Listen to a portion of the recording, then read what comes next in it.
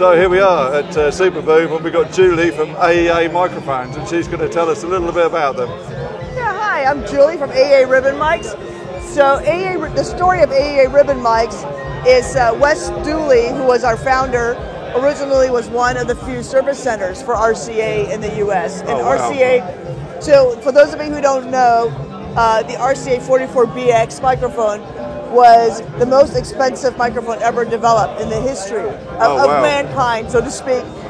Because although the technology actually originated here in Germany, the Americans were, at that time, were trying to make a microphone that could do broadcast recording and work for the talkies, which is film once people started talking. So, so in around 1934, they spent $3 million developing this microphone. Oh wow! And if you try to do that kind of conversion today, it's almost about 35 million euros or something like that. Blimey, that's because they thought this is going to be the one microphone that could do everything. And if you go back and look at early movies, it kind of did. You know, all these classic movies where you have Jimmy Stewart or somebody, you know, and you see the boom on the other end. It was always an RCA 44. And if you look even during the broadcast times, you know, they were saying Winston Churchill and Roosevelt, you know, even when their broadcasts were using these microphones in their broadcast. So by the 60s and 70s, Wes Dooley, he was an audio engineer who also sold audio equipment. He was servicing, because he had an affinity for microphones, he was servicing these RCA 44 microphones. And RCA stopped manufacturing them about 1955. So by the 1970s and 1980s, Wes had started running out of parts to service the repairs. So he started making the parts locally around Los Angeles. Pasadena is where the company's based, so around Pasadena, in order to service these RCA microphones. The myth goes, in 1998, he wanted to make a microphone of his own.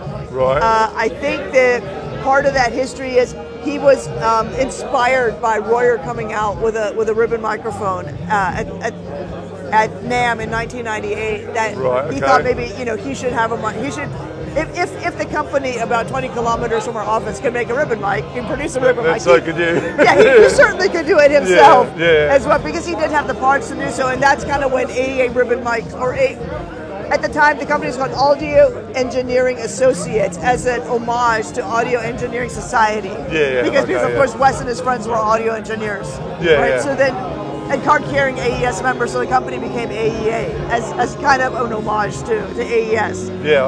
So that's when the 44 was introduced. It was met with success, which led to Wes then creating his own kind of proprietary microphone based on the pill capsule style of the old RCA 77, and that's the R84. So that's our proprietary mic. The 44 was meant to be as close as possible replica of the original 44. And so that's our first proprietary mic, and then from there on, a stereo mic was introduced, and that's the R88 that you see on top. And then out of that stereo mic, when it was taken down to a mono mic, was born our Nuvo series, which is kind of the modern ribbon mic series. In the Nuvo line, all the mics are active.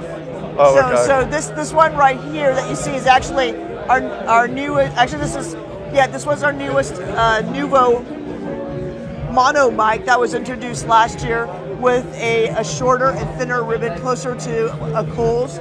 And we actually do distribute Coles in the US as well, so we're kind of ribbon people, so to speak. So have they got their own power supply, or are they phantom powered?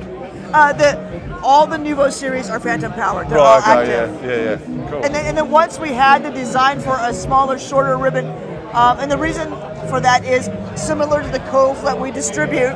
Wanted a ribbon mic with a faster transient, you know, for drums and for things with very heavy attacks, or acoustic pianos, acoustic guitars, and so forth. And with that shorter ribbon, then led us to kind of an evolution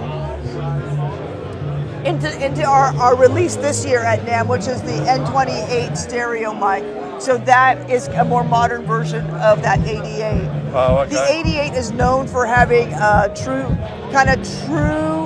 capture, exactly the sound that is sound that is captured is exactly as what you hear. What you hear in your ears. And I always thought that was a talk point until I was in the studio in Nashville, where I had a headset on with monitoring. Yeah. And then when I took it off, there really was no difference. I mean, no perceptible difference in my ears. Oh wow, okay. Yeah. So but the 28 is tuned for a little faster transients, similar to this N13 right here.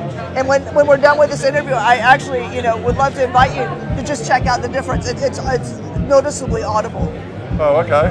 Wow, that was a long-winded way to explain the company. No, that's fantastic. Well, thank you very much. Thank you for stopping by, Simon. Thank you for your time. That's absolutely fantastic. Yeah, I will talk to you soon. Yeah, we'll see you next time.